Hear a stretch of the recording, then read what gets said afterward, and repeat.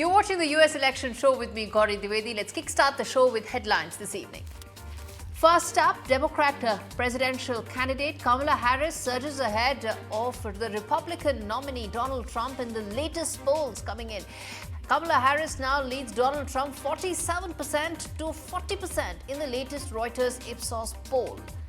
Kamala Harris and Trump are remaining neck and neck in the battleground states.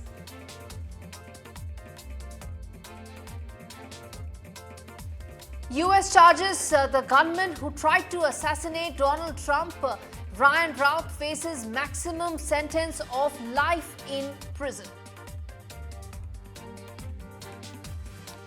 US intelligence warns Donald Trump on Iran assassination threat. Donald Trump says that big threats on my life due to Iran.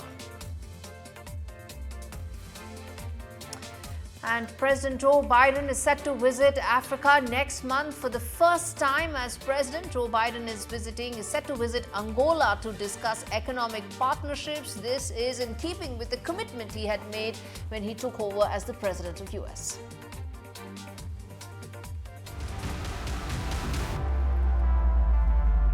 Well, Donald Trump has claimed that Iran has made quote-unquote real and specific threats to assassinate him in an effort to destabilize and sow chaos in the United States. The Trump campaign has released an official statement on its website saying that they fear that there is a real possibility of an assassination on the Republican candidate. There you can see that on your screens. That is the tweet that had been put out by Donald Trump and his campaign.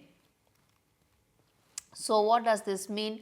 What does this mean in terms of the US elections?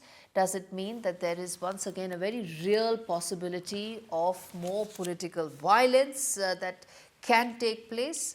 And before we get in the guests to talk more on this, let's quickly take a look at this report that tells you the background and what lies ahead as far as US elections 2024.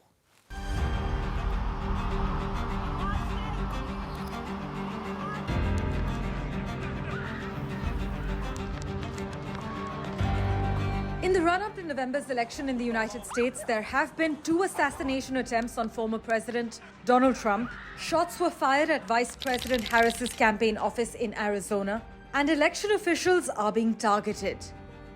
Now, Trump's campaign has announced intelligence officials have briefed him on Iran's efforts to assassinate him.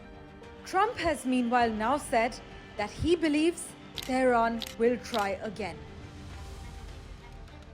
Trump's campaign says that officials from the Office of the Director of National Intelligence informed them regarding real and specific threats from Iran to assassinate Trump in an effort to destabilize and sow chaos in the United States. While Google researchers released a report in August confirming that Iran-backed hackers targeted both the Trump and Biden campaigns in a phishing attack, just last week, investigators revealed that Iranian hackers sent emails to Biden's campaign associates using sensitive information stolen from Trump's campaign. Iranian officials have firmly denied any interference in US elections, but as of now, they have not provided any immediate comment on the matter. But Tehran says Washington, however, has interfered in its affairs for decades, citing events ranging from a 1953 coup against a prime minister to the 2020 killing of its military commander in a US drone strike. Meanwhile, the Republican presidential candidate also thanked Congress for unanimously approving a bill to enhance US Secret Service protections for major party presidential candidates. Parmeshwar Bava for NDTV World. All right, let's quickly open this up to our guests this evening. The aspect that we are discussing as far as this election is concerned, can we expect more political violence in this year's election? And also the fact that those concerns regarding meddling in the American election, how much of it's real, how much of it's actually exaggerated, we'll discuss that.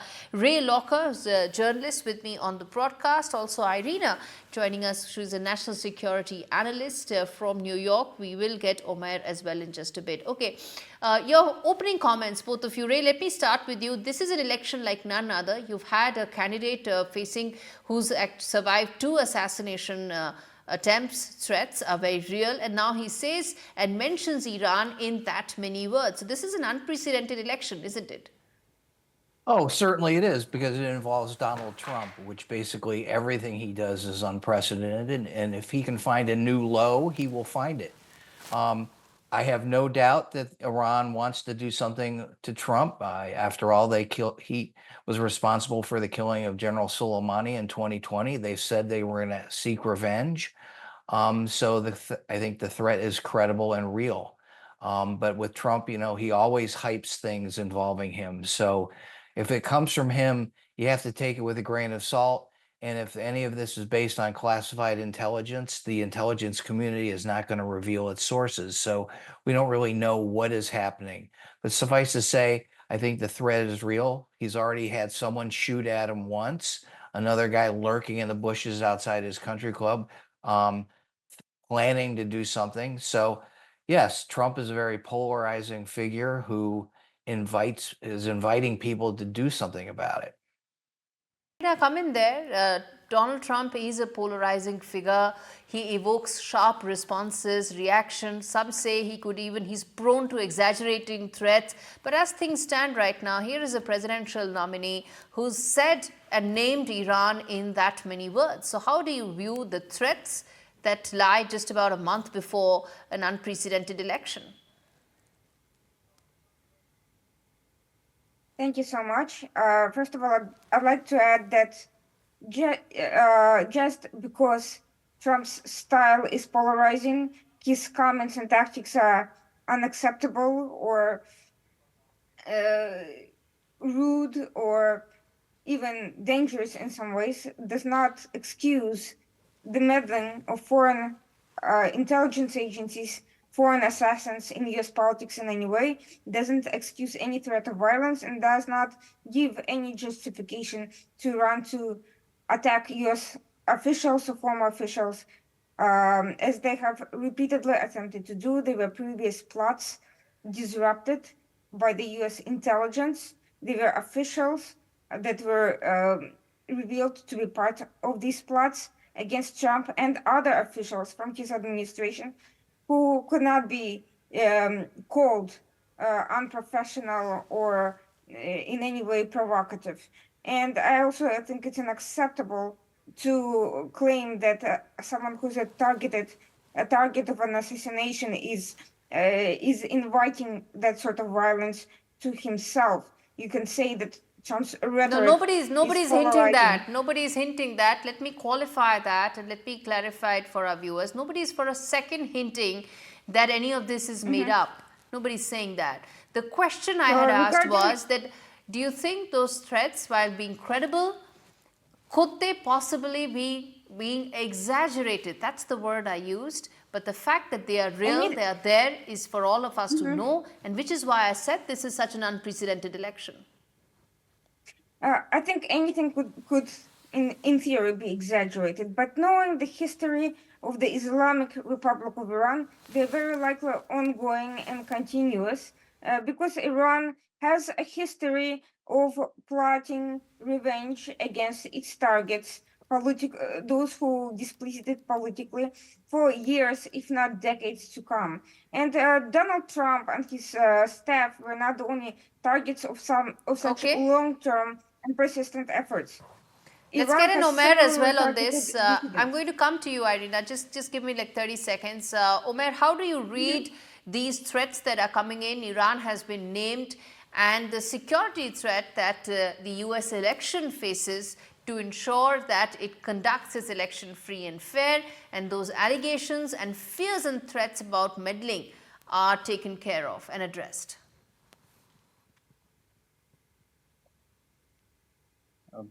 Thank you very much for having me here. I would say that to say that Iran intention to carry a candidate inside the US is extremely overstated, exaggerated. Okay, I'm going to try and address that line with Omer in just a bit. But Ray, respond to that while the threats are credible, real, and need to be addressed and dealt with, respond to what Omer is saying, which is that they could be more than what it actually is. Is that a fair assessment, or do you think that's just politics taking over a matter of great national security and also something that sets the record for America and its elections? Well, the fact is, we don't really know what the threats are. I mean, if they come from classified sources, we don't know the details. Suffice to say, somebody has heard something, probably through NSA taps or whatever, that indicates it's a problem and it's something to be worried about. And if the Trump campaign is not taking it seriously, it should. It seems like they are taking it seriously, as should everyone. You know, an assassination of a political candidate in this country by a foreign actor would be devastating to the world order. And if Iran is definitely plotting on trying to kill Donald Trump and they succeed, and let's hope it never happens, then Iran is inviting a devastating response from the United States, regardless of who the president is. I mean, President Biden, Vice President Harris, anyone else who's in office in the United States would not stand for an attack on a U.S. political figure that's sponsored by Iran, and Iran Absolutely. would rue the consequences. Absolutely. And as I said, hope that never ever happens and some of these threats are totally addressed and US conducts its elections in a free, fair manner, and the world awaits the results of the 5th of November election. Unprecedented as they are, and we're going to keep coming back and addressing some of these stories and these themes in coming days. Thank you so much, both of you, for joining me on this edition of US Election Watch. In fact, it's important that we play out this report where US has charged the Trump gunman with attempted assassination. His name is Ryan Roth. He's charged with attempted assassination of Donald Trump, the Republican candidate in this year's election, and he faces a maximum sentence of life in prison. Take a look at this report. Take 2 steps to your right.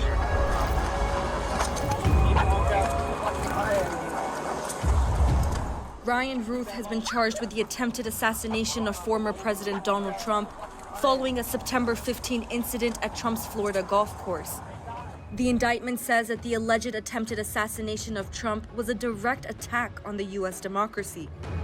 Charging him on 3 additional counts, the U.S. Department of Justice said that it will use every available tool to hold Roth accountable. 58-year-old Roth faces a maximum sentence of life in prison if convicted on the assassination charge. He already faces up to 20 years in prison of 2 gun-related charges. According to a court filing, Roth wrote a note months earlier describing the assassination attempt and saying he intended to kill Trump.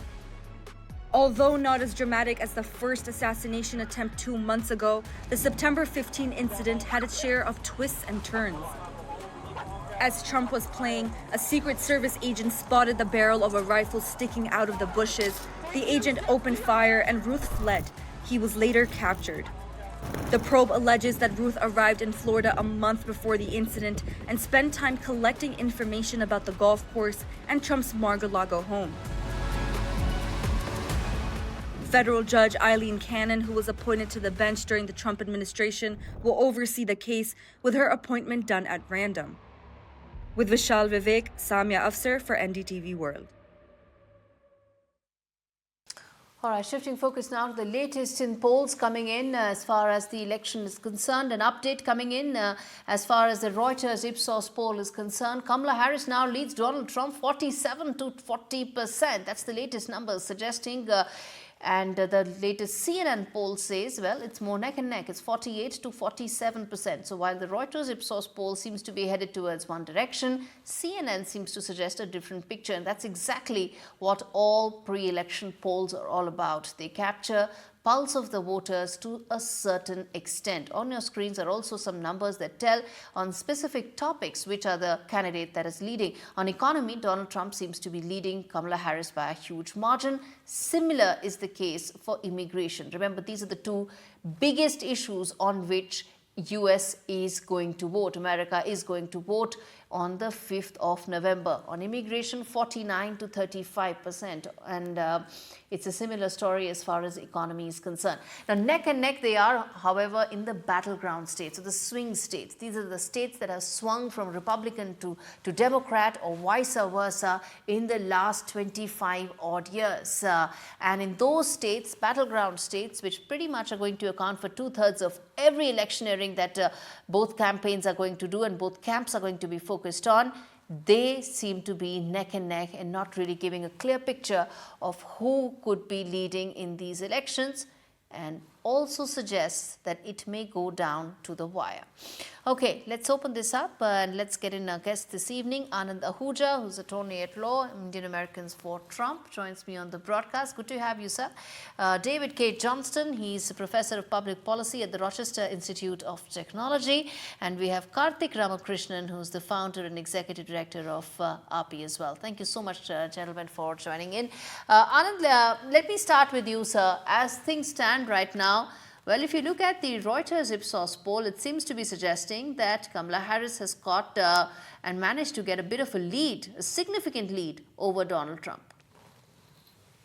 If you ask me honestly, the only poll that matters is the poll on the election day. So before that, there can be ups and downs. At times, Trump may be leading in certain polls. Kamala Harris may be leading one day on certain polls. But eventually, what matters is what election results state on the election day.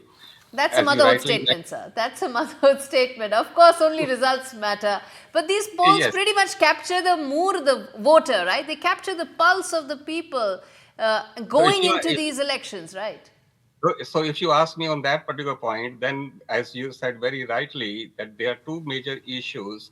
Number one is the economy and number two is the immigration. But I will add with that two more issues, and one of that is the foreign policy. This is for the first time in the United States that voters are basically taking some interest in the foreign policy of United States. Basically because of war, Ukraine-Russia war, what's happening in Israel, Gaza, Hamas, and now Iran. You just mentioned that how actively Iran is playing That's an a role important point in you're United States making. election. And let me ask this to the other panelists, sir. Important point you're making, that this is an election, Mr. Johnston, respond to that. This is an election where Americans will also be very mindful of some of the geopolitical factors that may play on in these elections, and how much would that impact voter mindset and voter psyche?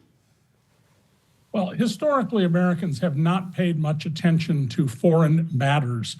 Only about 1 in 6 Americans even has a passport. But there's one other issue I think is very crucial in this election that you didn't mention, and that is a woman's right to control her body and her health care. I think that will be the deciding factor in this election. There have been a number of state and local votes on this issue. They have all gone the way that would indicate support for Kamala Harris. I'd also be very skeptical of polls because fewer than 1 in 100 people who are reached by telephone are answering the questions. So even though you can check the box that you have the right demographic mix of people, I think when your response rate is under 1 in 100 and in some polls 1 in 200, you can't rely a lot on these polls, and it helps explain why there are these big swings from one poll to the next. Okay, and Karthik, let me then bring you in on this fact that tragic as it may be, most of the Americans vote on domestic issues. I would have used the word insular, but domestic issues is what I would stick to. But the fact is that this is an election like none other, you know, whether you talk about some of the global factors, the Iran aspect, the meddling issue that is being raised and again, and the national security concerns, given the fact that one of the candidates has had 2 assassination attempts. How much of that do you think is going to play in on voters' mindsets, and how much of that do you think is actually getting reflected in these polls that we are talking about? Well, first, thank you for having me. And as someone who does surveys, I will both defend the methodology, but also acknowledge that any one survey has errors in them. And whenever possible, to aggregate across surveys and to find patterns, that's what we should be doing. because there is a lot of noise that occurs. And as Professor Johnston said, there are, issues there. What we have seen consistently too, by the way, I do surveys on Asian Americans and Pacific Islanders. Even among Asian Americans and Pacific Islanders, the only group that is majority immigrant, if you look at Asian Americans, foreign policy is very low as an issue. But can foreign policy play a role? Absolutely, but indirectly. So for example, if there's foreign interference in elections through misinformation and disinformation, usually we don't find out about this until months, if not years after, but now there's faster detection systems going on. That is one way that foreign policy can make a difference.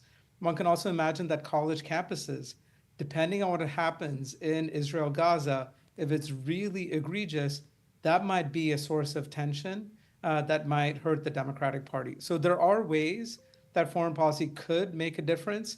It's at the margins, and the only way it makes a big difference is if it somehow directly affects issues like inflation or campus unrest. Absolutely. Cost of living is what one hears again and again across the world as being a factor. And in fact, Professor Johnston, let me ask you this, that the two issues on which American voters are really expected to decide, which is immigration and economy, apart from abortion that you mentioned as well, both on immigration and economy, the numbers seem to totally be swinging in favor of the Republican candidate. Is that what the mood is on ground? I'm asking this because as of now, all we have are these polls and all we have are these numbers. Well, again, those are the two issues that Donald Trump wants the election to be about. But I think that where we've seen this enormous response for Kamala Harris, she's gotten hundreds of thousands of people registered to vote. She's collecting about 3 times as much money each day from contributions as Donald Trump. The issue there, I think, is the U.S. Supreme Court decision, the first one to ever take away a right, and that was the right for a woman to have an abortion. And so there have been about 10 votes around the country related to this issue, and all of them have gone the direction that would tend to favor Kamala Harris. Okay. But the election is really about 7 states, the battleground states, not the whole country. We do not elect by popular vote in America. We elect the president through something called the Electoral College. Right. And this decision will be by 7 states. Right. Very quickly, Mr. Ahuja, respond to that what Professor Johnston said, that the Republicans want this election to be only about 2 issues, but it's much more than that. With due respect, I beg to differ with Professor Johnson. He is a learned person, but as far as the issue of abortion is concerned, there are 2 factors here. Number 1, Supreme Court has not taken away the right of women. The only thing Supreme Court has said that it's not a federal matter, it's a matter that has to be decided by states. If you look into the 10th Amendment is very clear. It says that the powers not granted by people to state remain with people, and the powers not granted by states to the federal government remain with the states. So as per the 10th Amendment, this matter is to be decided by the states, not by the federal government. That's a decision of the Supreme Court. So Supreme Court has not taken away the rights. Supreme Court has sent it back to the states. Number 2, abortion is an issue in this election. Abortion is an issue, but it's not to that extent as economy, foreign relations, and basically, if you ask me, immigration. These 3 issues are. The reason for that is abortion basically has been made a big issue by Democrats and media, and that is limited to urban women. If you go to rural women, they are not that much bothered about the abortion as they are.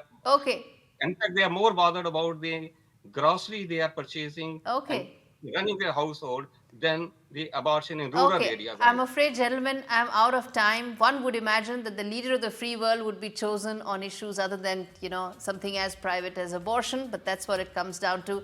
Karthik Ramakrishnan, I'm going to come back to you in another day. I'm afraid I'm completely out of time, but on what Indian Americans are saying is a conversation we're going to come back to in about a couple of days, and I owe you that conversation in greater detail. Thank you so much, gentlemen, for taking out the time and speaking to me on US Election Watch. Let's quickly now address some of the other stories coming in from US right now, which is that Donald Trump has said and made a pitch that he wants foreign companies to set up more offices and more companies in America. One would say this is called onshoring, when businesses actually return onshore. This is to ensure that he gets more jobs at home. This comes at the backdrop of rising concerns regarding recession hitting American economy. So in the backdrop of that, Donald Trump has promised more jobs by getting more companies to come on board and onshoring. All right, with that, it's a wrap on this edition of US Election Watch. Thanks so much for watching.